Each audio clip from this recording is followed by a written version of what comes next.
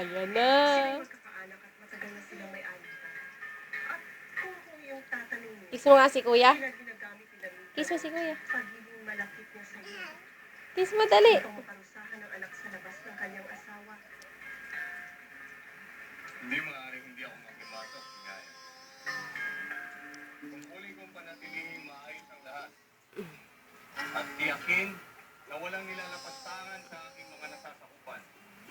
At dahil dito na din sa aking puod, sinalamitan at amaya, nararapat lamang na sumailalim sila sa ating batas. Sungil!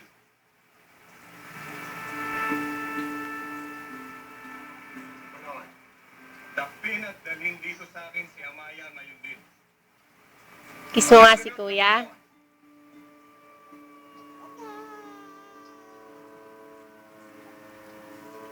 Laon.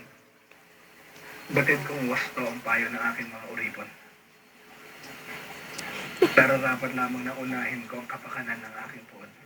Salit ang Tulog na yan? nararamdaman ko kay Amaya. Tulog na. Lalo pa siya ang kaaway na papasang sa aking baba.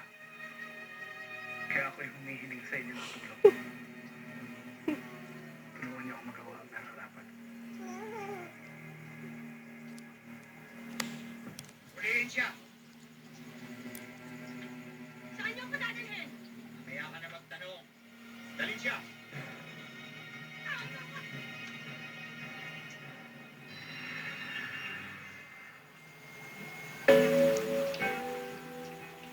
Ang isang ina, minamahal,